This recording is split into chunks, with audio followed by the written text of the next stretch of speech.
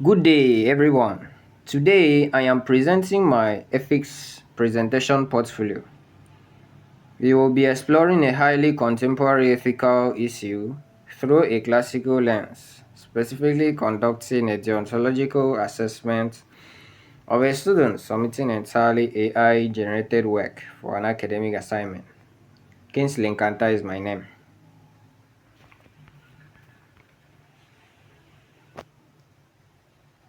To guide our discussion, I have broken the analysis into four parts. First, we will define our scenario and its underlying maxim. Next, we will lay out the core Kantian framework. Third, we will run the scenario through Kant's three formulations of the categorical imperative. Then finally, we will review the verdict matrix and look at the critical reflection.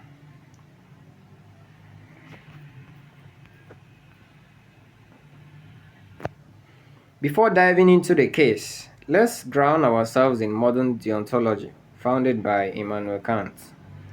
Kantian ethics is strictly non-consequentialist, meaning actions are judged by their alignment with rational duty, not their result. True moral worth comes from a good will, doing what simply is right because it is your duty. Desires for convenience or self-interest carry absolutely no moral weight here.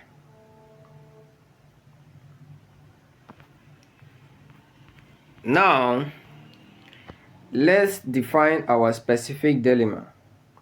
Imagine a student under a tight deadline who submits an essay entirely written by a large language model as their own original work.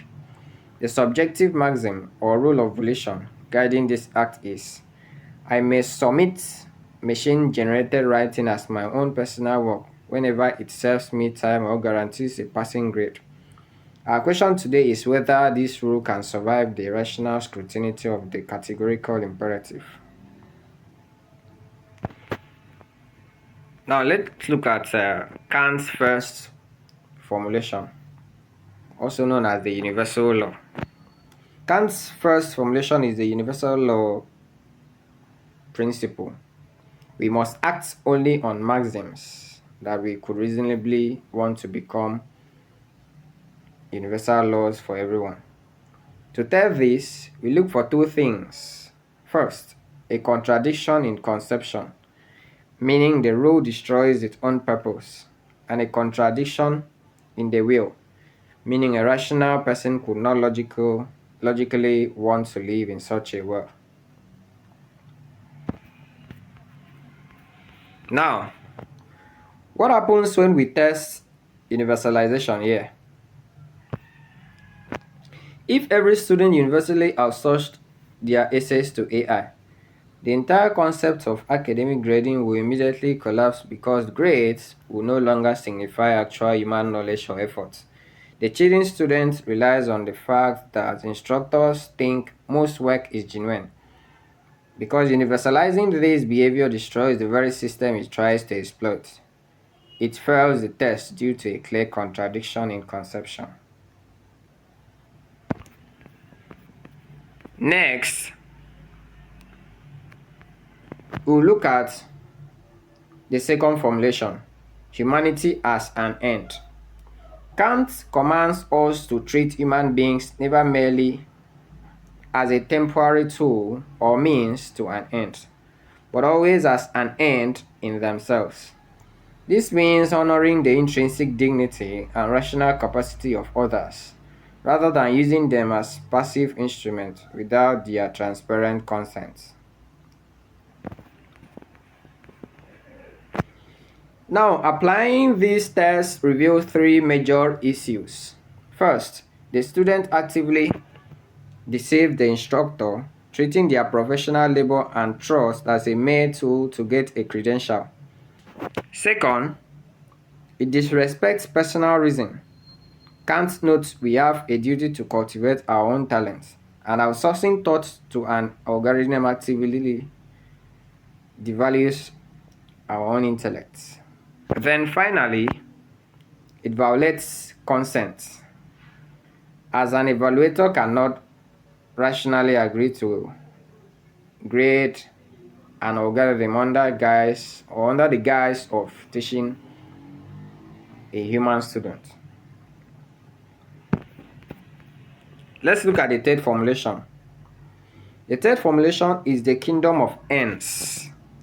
This asks us to envision a hypothetical moral commonwealth where every rational agent acts as both a citizen and a lawmaker. For an action to be permissible, its guiding maxim must be something a community of autonomous, self-governing legislators will willingly vote into law to promote collective moral progress.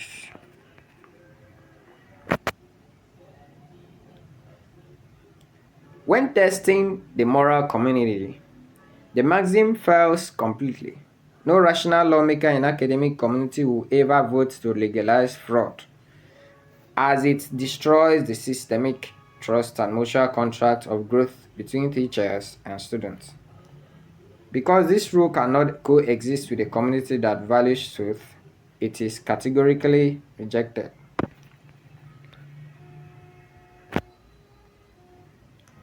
To summarize our findings, here is the final analytical matrix. The maxim fails the universal law test because it makes grading meaningless. It fails the humanity as end test because it uses instructors as grading tools and neglects personal growth. Finally, it fails the kingdom of ends test because it destroys the systemic trust holding the academic forum together.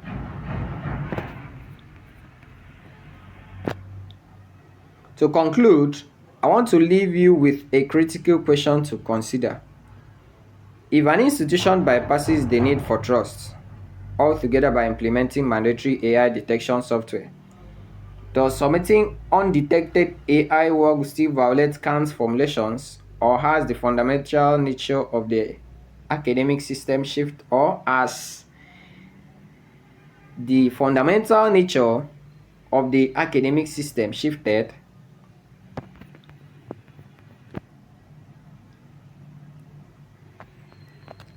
This concludes my presentation. The ethical framework and assessment built today were supported by these core academic texts on Kantian ethics. Thank you for your time and I welcome any questions you may have.